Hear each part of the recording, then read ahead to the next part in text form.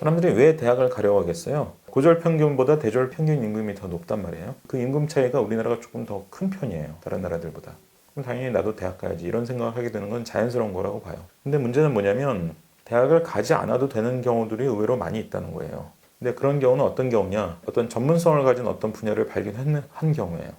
제 선배 중에 이제 서울대 교수하는 선배가 있는데 아들이 처음부터 특성화고를 갔어요. 대학을 결국 안 갔고 일찌감치 방송계로 진출해서 남들보다 먼저 자리 잡고 뭐 승진도 꽤 하고 또 제가 아는 또 다른 어떤 교육 전문가 아들은 뭐 심지어 고등학교를 졸업하지도 않았고 한옥 기술자로 이제 지내고 있는데 한옥이 점점 인기가 있어지잖아요. 거기다가 자동화가 안 될 거 아니에요. 이런 거는 알파고가 아니라 알파고 할아버지가 와도 아마 이건 자동화가 되게 어려울 텐데 그러니까 특정한 분야의 어떤 관심이나 전망 이런 게 어느 정도 확보된다면 오히려 대학을 안 가는 게 더 나을 수도 있어요. 그러나 이제 우리나라에서 이제 대학을 가게 되는 것은 임금 격차의 문제도 있고 우리나라가 세계적으로 연령 서열이 굉장히 강한 나라예요. 그래서 노동시장에 이제 처음 진입할 때 연령이 너무 높아져 버리면 그로 인해서 문제가 생기는 거죠. 그러니까 다른 선진국의 경우에는 대학을 가도 나중에 가는 사람들이 상대적으로 많습니다. 대표적으로 스웨덴 같은 나라는 대학 진학률은 한 30-40%밖에 안 되거든요. 근데 일생 중에 대학 교육을 경험한 사람은 70%가 나와요. 그럼 그 차이는 어디서 나오는 거냐? 바로 대학 안 간 거죠. 사회생활하고 직장생활을 하다가 나중에 뭔가 다른 필요를 느껴서 대학을 이제 뒤늦게 다니는 거죠. 근데 우리나라 같은 경우는 대학을 만약 좀 늦게 다닌다. 이래버리면 졸업할 때 연령이 이제 그만큼 또 높아지니까 솔직히 자기보다 나이 어린 사람의 지휘 감독을 받는 게 가능하냐? 심리적으로 그걸 못 받아들이는 경우가 많아요, 우리나라가.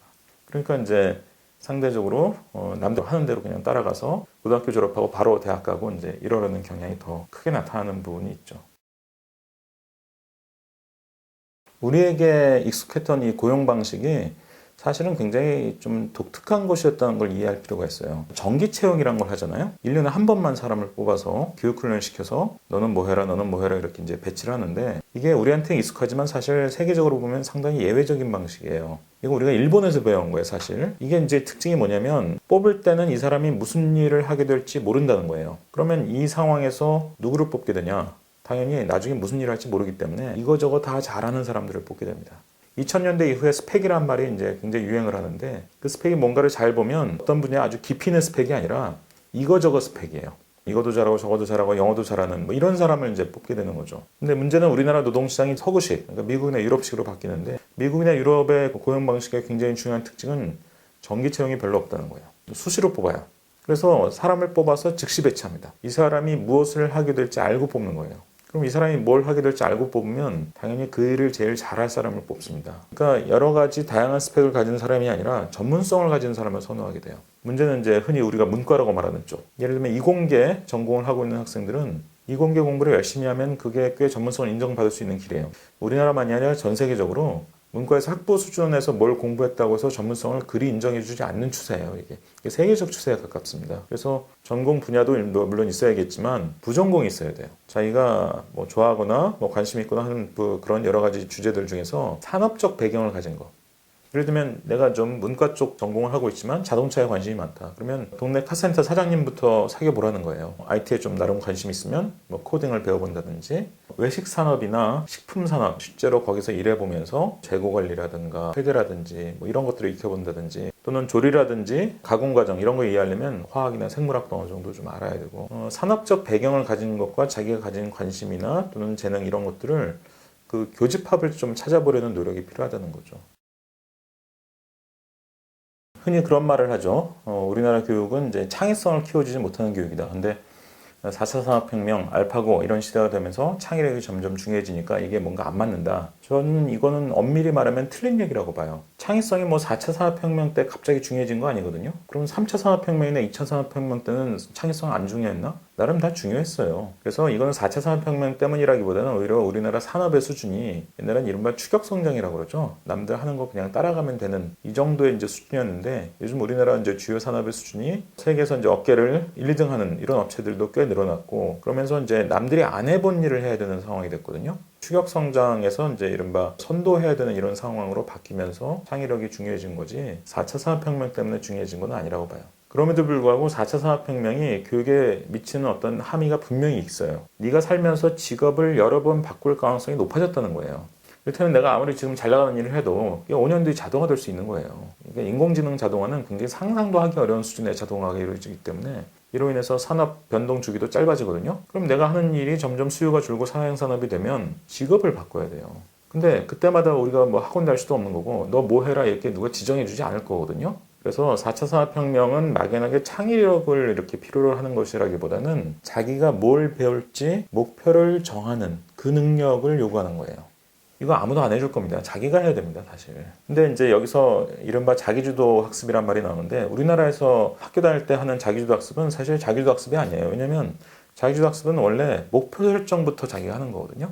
근데 우리나라에서 초중고 다닐 때는 목표 설정이 정해져 있잖아요. 시험 100점. 이건 자기가 설정한 목표가 아니죠. 내가 자동차 산업에 대해서 관심이 많으니까 자동차 회사에 대한 여러 가지 리포트를 읽고 용어라든지 개념들을 내가 한번 공부해보자. 내가 식품에 대해서 관심이 많으니까 뭐 화학이나 생물학 관련된 걸 좀 배워보자. 이런 것들이 사실 자기주도 학습의 출발점이 되는 거거든요. 근데 우리나라 교육은 그런 걸 안 시키죠. 그럼 서구 선진국은 어떻게 시키냐? 수업 시간에 프로젝트 수업이라고 해서 자기가 뭘 만들어 볼지 뭘 할지를 스스로 결정하게 하는, 우리나라에서 요즘 고교학점제가 이제 좀 있으면 도입될 거라고 하는데 그게 서구에서는 일반화되어 있는 거죠. 내가 무슨 과목을 배울지를 내가 정하는 거죠. 수강 신청을 중고등학교 때부터 하는 거예요. 그러니까 서구 학생들은 이제 그런 경험을 꾸준히 겪으면서 이런 것이 훈련이 되는데 우리나라는 그게 전혀 없잖아요. 정리해보면 알파고 4차 산업혁명 뭐 이런 것들은 내가 무엇을 배울지 스스로 결정하는 능력을 요구하는 이런 점에서 굉장히 결정적인 차이가 있는 거예요. 우리나라 교육은 이제 그런 거를 키워주는데 굉장히 부적합한 교육이죠. 그래서 지금 당장부터라도 그런 의식적인 좀 훈련을 할 필요가 있어요. 대학 간판의 가치가 높아졌다고 생각하느냐 낮아졌다고 생각하느냐 이렇게 질문하면 되게 대학 간판의 가치가 낮아진 것 같다는 대답을 해요. 간판 좀 덜 보자. 이건 나름 좋은 현상이에요. 근데 문제는 뭐냐면 우리는 더 불안해지거든요. 그거 동시에 일어나는 현상이 있다는 거죠. 그게 이른바 이제 양극화예요. 탈스펙이라는 현상하고 양극화라는 현상이 동시에 나타나서 상당히 헷갈리는 현상이긴 하지만 사실은 전혀 다른 층의 문제라는 거예요. 한쪽 노동시장에서 선발 방식이 어떻게 되느냐의 문제와 노동시장의 전체적인 상층, 하층의 격차가 점점 심해진다는 것은 전혀 다른 차원의 문제잖아요. 탈스펙은 개인적 대응이 가능해요. 양극화는 개인적 대응이 안 돼요. 양극화는 이거는 사실 정치적 집단적으로 대응해야 되는 거지. 특히 제가 젊은 층들한테 경각심을 불러일으키고자 하는 게 사실 우리나라에 꼰대들이 너무 많아가지고 저도 꼰대 같은 짓을 하게 될까봐 참 이 얘기를 쓰기를 꺼렸는데 여러분 세대 전체적으로 얼마나 큰 위기가 지금 닥쳐있는지를 이해를 해야 돼요. 우리나라가 지금 출산율이 전 세계 꼴찌 수준이고 15년 이상 유지가 됐습니다. 그러면 여러분이 이제 나중에 나이가 좀 더 들어가지고 30대, 40대, 50대 됐을 때 청년층이 굉장히 줄어든다는 얘기예요. 그러면 여러분이 한 장년층 이 정도의 나이가 됐을 때 나라 경제가 아주 어려워진다는 얘기예요. 그래서 국민연금, 뭐 건강보험, 뭐 이런 것들도 무너지고 경제성장률 뭐 제로, 심지어 마이너스 이렇게 된다라는 시뮬레이션 결과들이 계속 나오고 있거든요. 세대 전체적으로 굉장히 위기의 상황이라는 거죠. 다만 위기를 잘 인식을 못하죠. 왜? 당장 닥칠 일이 아니니까. 앞으로 한 30년 뒤로 예상되는 일이니까. 30년 뒤면 저는 뭐 죽어 있을 수도 있고 그럼 뭐 관련 없을 수도 있지만 여러분은 그렇지 않잖아요. 여러분은 사실 살 날이 많이 남아있는 그런 연령인데 인생을 이렇게 살아라 저렇게 살아라 이런 수준의 꼰대식 얘기가 아니라 20년, 30년, 40년 뒤로 예고되고 있는 이 파국적인 결과에 대해서 미리 좀 이해를 하고 세대 전체적으로 좀 선제적인 대응을 할 필요가 있다. 그래서 이런 거는 좀 저보다 아랫세대에게 꼭 해주고 싶은 얘기여서 그런 얘기도 이제 같이 책에 담게 된 거죠.